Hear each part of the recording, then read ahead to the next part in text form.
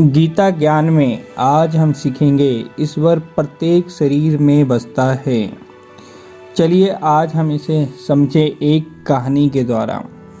इस कहानी में एक गांव में एक गरीब किसान अपनी पत्नी तथा बच्चों के साथ रहता था। वह अपनी पत्नी के साथ प्रतिदिन सुबह भगवान के मंदिर जाता और अपनी हैसियत के अनुसार दान भी करता।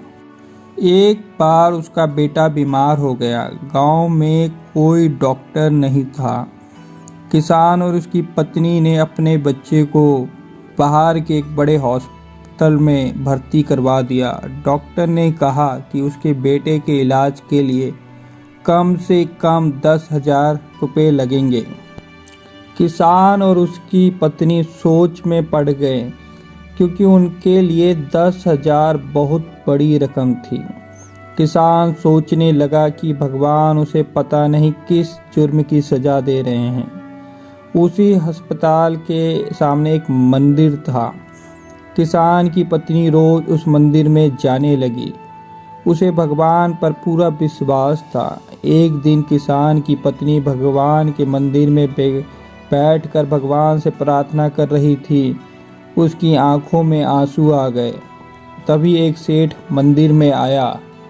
उसने किसान की पत्नी से पूछा कि वह प्रार्थना करते हुए रो क्यों रही है।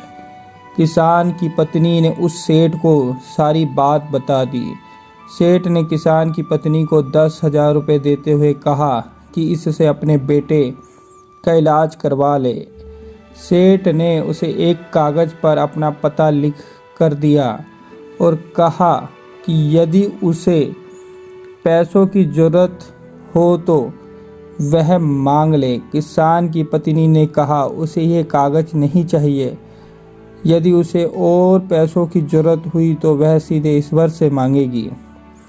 श्री भगवान भी यही कहते हैं कि जो व्यक्ति अपने सही कार्य ईश्वर को समर्पित कर देता है, भगवान भी उसकी सभी आवश्यकताओं को पूरा करते हैं।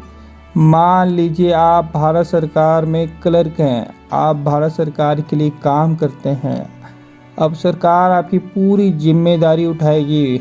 आपका मेडिकल आदि सरकारी जिम्मेदारी होगी। यदि एक देश की सरकार अपने लिए काम करने वालों का इतना ध्यान रख सकती है तो सोचिए वह परमात्मा क्या नहीं कर सकता।